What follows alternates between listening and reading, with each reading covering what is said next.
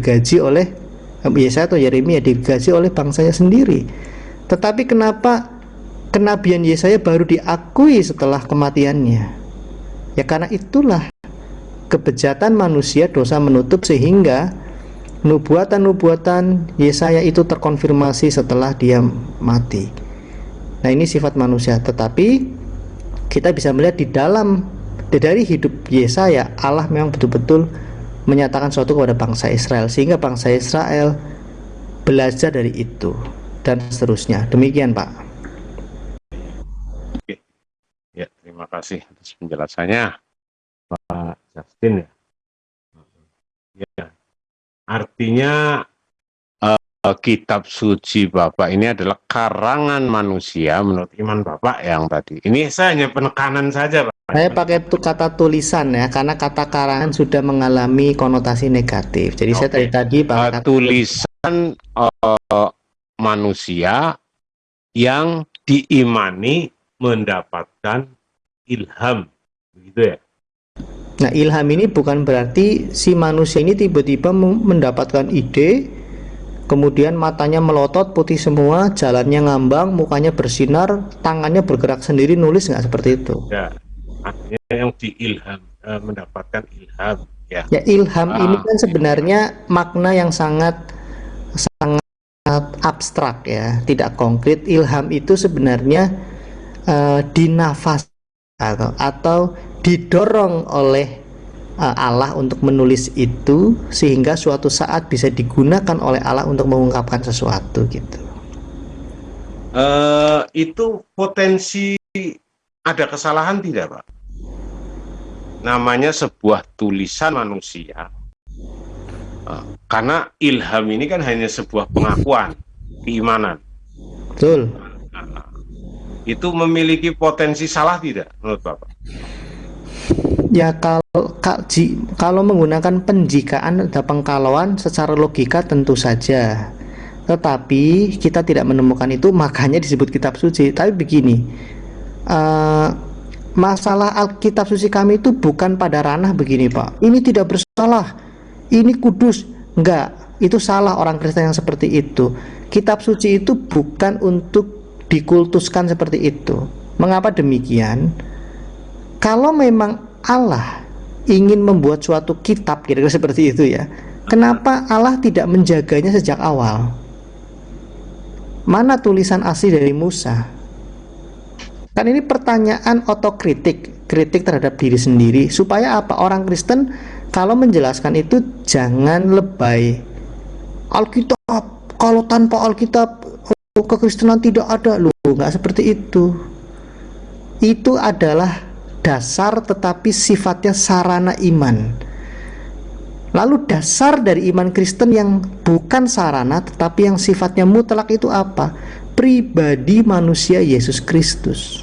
Yesus Kristus pun tidak pernah menyuruh muridnya membuat kitab suci kok. Itu artinya apa?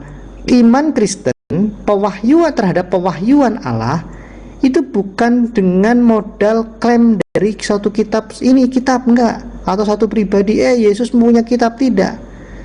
Tetapi berjalan secara natural, melibatkan aktivitas dan respon dari manusia. Respon manusia ini sangat penting, Pak, karena untuk mengakomodasi rasionalitas iman. Ketika misalnya begini ya, ketika iman Kristen itu didasarkan pada klaim dari Yesus Kristus selama 3,5 tahun dia mengajar, kemudian dia mengatakan saya punya wahyu, saya punya ini, saya punya ini, saya punya ini. Kalau saya pribadi saya tidak tertarik, Pak.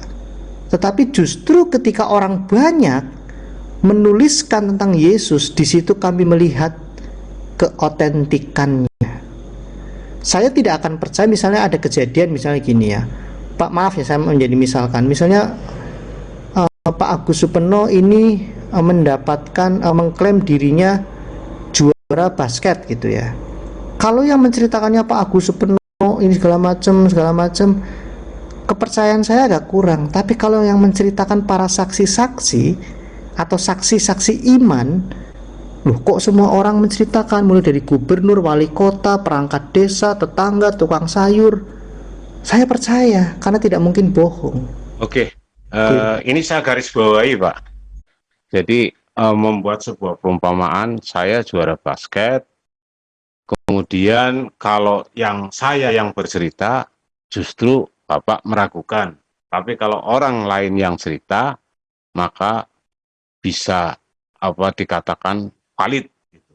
Ya, artinya Bapak lebih percaya semacam dalam analogi itu secara pribadi itu biografi, autobiografi, lebih lebih percaya biografi daripada autobiografi, misalkan begitu.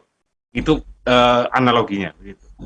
Ya, jangan menyamakan analogi dengan yang dianalogikan. Ya. Tentunya. Tapi ya itu saya menggarisbawahi saja tadi karena Bapak menganalogikan kalau yang cerita. Ketika Pak Agus Supono sebagai pemain basket itu cerita, ya akan lebih bagus lagi gitu.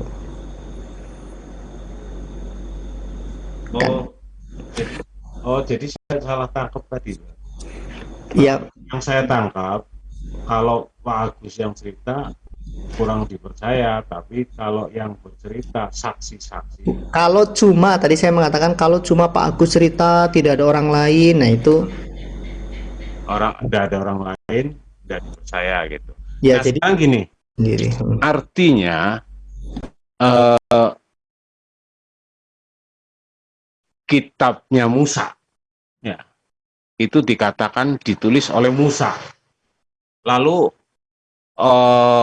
orang lain yang menulis kitab yang menjadi kesaksian terhadap Musa itu kitab apa lagi, Pak?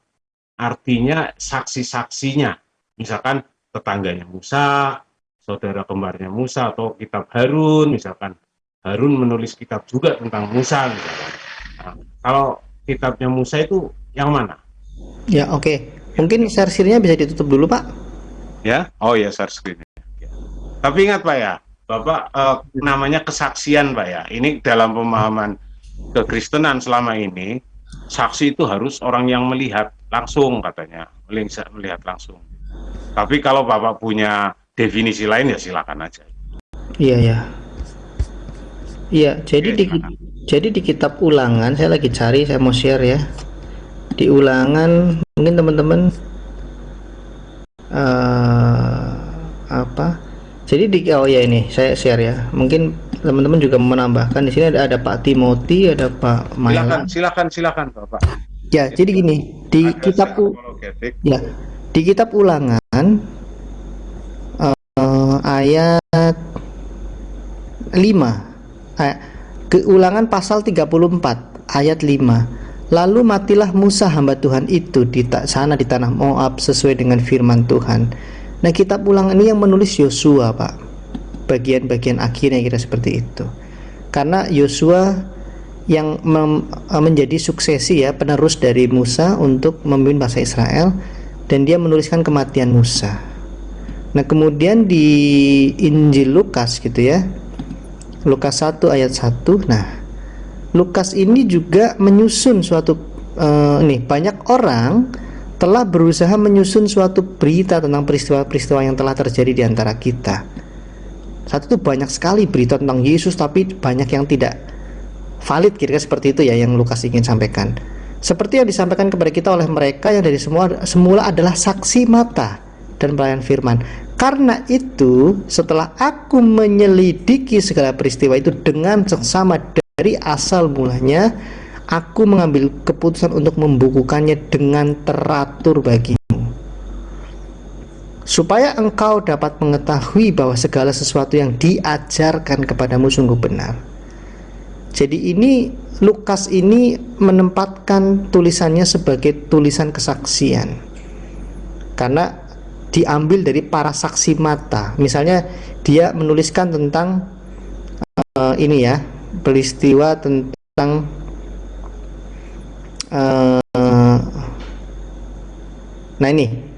peristiwa tentang dia 13. Tetapi malaikat itu berkata kepadanya, jangan takut hai Zakaria, sebab doamu telah dikabulkan Elisabet. Ini Zakaria orang tuanya Yohanes Pembaptis. Istrimu akan melahirkan seorang laki-laki bagimu dan haruslah engkau menamai dia Yohanes. Nah ini Pak, kalau saya mencoba ceritakan ya, terjemahkan dengan bebas peristiwa ini, si Lukas tuh mendatangi Zakaria dan Elizabeth. Dia akan menanyakan, Pak Zakaria, dulu waktu ada malaikat bertemu Anda, itu yang diomongkan apa? Yang diomongkan seperti ini, Dek Lukas gitu ya. Terus kemudian coba tanya saja sama istri saya Elizabeth. Kemudian Lukas datangi, Bu, dulu benar nggak ada seperti ini? Betul. Jadi seperti ini. Kira-kira seperti itu metode yang digunakan oleh Lukas untuk menceritakan kisah tentang kelahiran Yesus Kristus, gitu Pak. Oke. Bapak tadi mengatakan Yosua. Kalau sepengetahuan saya, Yosua hanya melanjutkan tulisan, bukan menuliskan, membuat tulisan lain, memberikan kesaksian. Ya, masa Musa menulis kematiannya sendiri? Iya. Berarti orang lain bisa saja orang lain yang menuliskannya. Oh, nggak apa-apa ya. Akan tetapi gini, maksudnya kitab yang terpisah memberikan tentang kisah tentang Musa misalkan, atau tentang artinya bahwa Musa begini loh, begini. Tetapi orang-orang itu adalah orang-orang dekatnya Musa. Arti yang paralel gitu Pak ya. Seperti halnya Bapak tadi menceritakan dalam Lukas itu kan, Bapak mengatakan misalkan kisah tentang Zakaria itu, tanya si A, tanya si B, ini dan ini, iya benar, ini misalkan, kemudian disimpulkan menjadi satu. Ya artinya selama ini yang saya pahami, yang saya dengar dari teman-teman Kristen itu bahwa dari Ulangan sampai dari Kejadian sampai, bukan Ulangan katanya Bapak tadi mengatakan Yosua, itu adalah Musa sendiri gitu. Ya, kemudian gini tentang Lukas ini Pak. Tadi saya lihat ada Timotius, bukan Timotius, Theophilus. Ini cerita sungguh benar, gitu kan? Berarti apakah yang lain ini tidak sungguh benar atau hanya benar saja? Karena ini dikatakan oleh si Lukas ya, bahwa cerita ini sungguh benar. Kan kalau dalam skala Likert Pak, mungkin Bapak pernah tahu ya tentang skala Likert. Ada misalkan jawablah setuju, sangat setuju, tidak setuju. Jadi kira-kira ini dalam skala Likert ini masuk dalam kata sungguh benar, benar, tidak benar, kurang benar. Jadi ini menyatakan diri bahwa kisah ini sungguh benar. Lah berarti yang lainnya sungguh benar enggak Pak? Tulisan yang lainnya. Tulisan yang lainnya maksudnya siapa Pak? Apa? Injil, memangnya Injil ada berapa? Cuma Lukas doang Pak? Loh, bukan yang dimaksud Pak oleh Lukas itu bukan Injil-Injil yang lain, dan orang Kristen kan tidak seprimitif itu Pak. Masa ketika kita mengumpulkan yang tidak benar dengan yang sungguh benar bersamaan, kita sebut kitab suci kan? Iya, makanya saya tanya. Kalau Bapak mau menjawab semuanya keempatnya sungguh benar, boleh saja gitu. Ya memang sungguh benar, makanya kita kanon Pak. Kanon itu diukur. Nih, saya jelaskan Pak ya, ini Kisah Rasul 2 ayat 42. Ini tulisan dari Lukas juga. Kisah Rasul 42 ini menggambarkan jemaat mula-mula Pak. Mereka bertekun, atau gereja saat itu jemaat bertekun dalam pengajaran rasul-rasul. Nah, berarti ada pengajaran rasul-rasul. Oke. Terus kemudian Lukas 1 ayat 2 tadi. Lukas 1 ayat 2. Nah, seperti yang disampaikan kepada kita oleh mereka yang dari semula adalah saksi mata. Oke. Kemudian di Ibrani 2 ayat 3 ya. Bagaimanakah kita akan luput jikalau kita menyanyikan keselamatan yang sebesar itu yang mula-mula diberitakan oleh Tuhan. Nah, yang mula-mula diberitakan oleh Tuhan dan oleh mereka yang telah mendengarnya kepada kita dengan cara yang dapat dipercayai. Oke? Nah, Oke. saya lompat satu ayat lagi ke 2 Korintus 11 ayat 4, Pak. Ternyata zaman itu sudah banyak yang menceritakan Injil yang lain nih. Sebab kamu sabar saja jika ada seorang datang memberitakan Yesus yang lain daripada yang telah kami beritakan. Kami, ya, ini kami, Pak. Ada penekanan. Atau memberikan kepada kamu roh yang lain daripada yang telah kamu terima, atau Injil yang lain daripada yang telah kamu terima. Tapi menurutku pendapatku sedikit Menurut ini Pak, ini di kami ini nih di ayat 4 Pak. Kami beritakan. Nah, kami ini siapa saja? Para rasul, Pak. Para rasul. Akan tetapi Injil yang dikanonkan kan cuma 4 Pak. Para rasul itu kan ada yang langsung jadi murid Yesus itu ada 12, ada yang mengatakan yang kemudian mengikutinya ada 70. Ini tapi kenapa hanya ada 4 Pak? Sementara kalau ketika katakan kami, di situ Paulus itu hanya berputar antara Paulus, Barnabas, yang arti yang tertulis real ya, Barnabas, Paulus, terus Yohanes. Nah, artinya, nah terus kenapa justru Injil yang muncul ini ke kami para rasul itu banyak? Kenapa Injilnya cuma 4 yang dikanonkan, yang dinyatakan sah gitu, atau katakan ya sahih katanya? Kok Injil cuma 4 Pak? Ya, Injil nggak 4 Pak. Injil itu bukan kitab. Injil itu enggak, bukan, saya tidak mempermasalahkan Injil kitab atau bukan, tetapi yang dikanonkan itu Matius, Lukas, Yohanes, Markus. Loh, enggak 27 kitab Pak. Nih. Enggak, yang diberitakan para rasul ini yang mana? Yang kan kita konteksnya sedang bicara tentang 4 Injil yang dikanonkan. Bukan, Pak. Kanon itu untuk kitab suci Perjanjian Baru, Pak. Kanon itu bukan untuk Injil. Injilnya berapa? Loh, Injil itu Injil itu berita sukacita, Pak.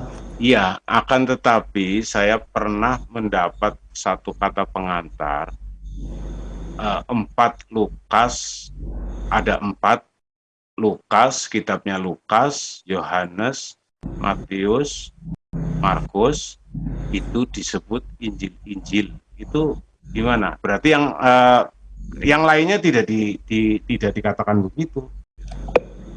Tidak dibentukkan. Ini Bible ini adalah Injil secara keseluruhan, bukan. Tetapi yang biasa itu keempatnya disebut Injil-Injil. Ini gimana? Nggak ada, Pak. Di dalam 4 yang Injil itu gini, Perjanjian Lama juga Injil menurut Bapak. Iya. Ya, Injil. Jadi Injil itu adalah Alkitab gitu, Alkitab Bapak gitu ya. Bukan. Injil itu bukan untuk buku. Injil itu berita, Pak. Mengabarkan berita. Oke, kita hapus itu Pak ya. Bahasa yang saya pergunakan. Katakan gini, yang memberitakan itu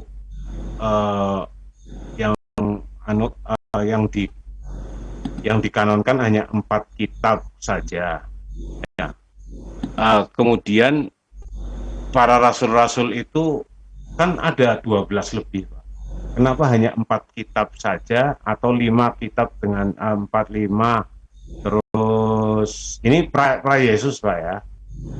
Terus Yakobus apa itu tidak semua murid yang 12 itu ada di situ Pak. Loh, yang mengatakan dikanonkan 4 tuh siapa ya Pak? Jadi kanon Alkitab kami saya sudah saya cabut itu. Yang dikanonkan 4 itu sudah saya cabut. Akan tetapi yang ditulis Matius, Lukas, Markus, kitabnya Matius, Lukas, Markus, Yohanes ini kan hampir menceritakan kisah yang paralel. Ya, kenapa tidak di situ kan ada pengajarannya Yesus dari 4 itu, pengajaran Yesus yang tercatat, bukan pengajaran yang sifatnya eksegesis gitu kan. Nah, tapi pengajaran Yesus langsung itu kan ada 4 kitab di situ. Kenapa hanya 4 kitab saja, Pak? Sementara muridnya ada 12. 11 lah, yang satu pengkhianat. Enggak, 12 Matias juga kan. Penggantinya. Pertama, saya perlu luruskan yang disebut rasulnya Yesus itu artinya yang diutus langsung oleh Yesus. Paulus juga menerima pengutusan itu secara langsung. Nah, saya enggak bawa murid Yesus waktu, sabar dulu, sabar, saya tahu. Saya kan sekalian jelaskan gitu loh supaya bonus untuk Bapak. Nah, enggak, saya enggak enggak, maksudnya supaya saya juga komprehensif. Saya Bapak kan tadi mengatakan tentang rasul, saya sekalian singgung rasul. Jadi rasul saya itu, sudah baca itu, ya, Pak. oke, bentar saya ulangi lagi. Jadi rasul itu yang diutus oleh Yesus, termasuk Paulus, 70 murid juga disebut rasul. Jadi pendikotomian rasul itu hanya 12 itu juga kurang tepat. Nah, terus yang kedua, bentar. Enggak, saya catat kata-kata Bapak, makanya saya jelaskan. Jadi Bapak sabar Saya ya. tidak mendikotomi. Saya Ini tadi yang lain. Oke lah, Pak. Oke, ada yang mengatakan 70. Oke, Pak Agus Supeno tidak mendikotomikan. Di luar sana sering mendikotomikan bahwa rasul itu hanya 12. Nah, ini di momen ini saya luruskan sekalian. Nah, kalau Pak Agus Supeno kan tidak. Nah, terus yang kedua mengenai kanon itu bukan mengelompokkan misalnya Matius, Markus, Lukas disebut Injil, yang lainnya bukan, tidak. Nah, kanon Perjanjian Baru itu menjelaskan mana saja kitab suci itu yang memenuhi standar kanon. Misalnya ditulis oleh orang yang sejaman dengan Yesus misalnya. Nah, Lukas itu salah satu dari 70 murid. Nah, empat kitab sinoptik ya, sering disebut Injil sinoptik, itu sama halnya memang mohon maaf, Pak, jangan menggunakan kata Injil, Pak. Bapak sudah menolak walaupun orang lain. Bapak sudah. Apakah Bapak nggak mau dengerin sih? Enggak, karena Pak, dengarkan kata-kata saya. 4 kitab itu sering disebut Injil karena, nah saya mau jelaskan. Pak, makanya saya sebut itu Injil-Injil karena ada yang Pak, bukan Bapak yang menyebut. Bapak ini kok nggak mau dengerin nih, sabar Pak. 4 kitab sinoptik itu sering disebut Injil. Bapak jangan orang yang sebut itu, Pak. Salah. Banyak di luar, makanya gini. Pak, momen ini kan nanti mau direkam, jadi Bapak sabarlah. Momen ini sekaligus saya ingin menjelaskan ke para halayak ramai. Pak Agus Supeno tidak, yang lain mungkin ya. Gini, saya ulangi, 4 kitab sinoptik ini sering disebut Injil secara awam. Itu memang bisa dibilang salah kaprah, enggak masalah. Tetapi esensi dari Injil itu sendiri bukan merujuk ke nama kitab, tapi merujuk kepada berita. Makanya surat-surat Paulus itu juga mengatakan Paulus, saya adalah pemberita Injil dan sebagainya. Bahkan Kejadian 3:15 itu disebut sebagai Injil yang pertama oleh orang Kristen. Maksudnya Pak Supeno mohon bersabar, saya tahu cara menjawab, tetapi mohon maaf kalau ini menyinggung. Jadi intinya kesempatan ini saya ingin menjelaskan bahwa kesalahkaprahan seperti itu harus diluruskan. Jadi kata Injil itu bukan disempitkan hanya kepada nama kitab, tidak, tetapi esensinya adalah itu suatu berita. Disebut sinoptik untuk Matius, Markus, Lukas, Yohanes karena mereka adalah saksi. Sin itu melihat. Jadi Injil sinoptik itu karena langsung bertemu dengan para saksi mata, bahkan bertemu dengan Yesus Kristus. Gitu Pak, makasih. Oke, jadi artinya bahwa orang menyebut keempat itu dengan sebutan Injil sinoptik pun sebuah salah kaprah menurut Bapak ya. Jadi ini hanya penekanan saja, artinya apa yang Bapak sudah ucapkan saya ucapkan ulang, maksudnya jangan sampai nanti mengatakan oh enggak begitu gitu, nanti rekamannya ada gitu loh. Iya. Nanti putar ulang kalau memang nanti kita putar ulang gitu kan. Jadi nanti Bapak tahu di mana letak keseleonya dan Bapak ingkari apa yang sudah omongkan kan gitu. Jadi itu pentingnya saya melakukan penekanan ulang, Pak ya. Kebetulan rekamannya ada. Nanti kalau Bapak minta rekamannya ya kita ambil ya. Nah, di sini dari banyak tulisan sejarah Alkitab, mengapa ada 4 Injil? Ini sabda or ya. perbandingan empat Injil dan amanat agung, siapa keempat pengarang Injil. Nah, jadi artinya ini menurut Bapak terjadi kesalahan yang fatal ya, karena ini saya ketik 4 Injil di dalam Google, ini di sini sampai ke 4 penginjil ya.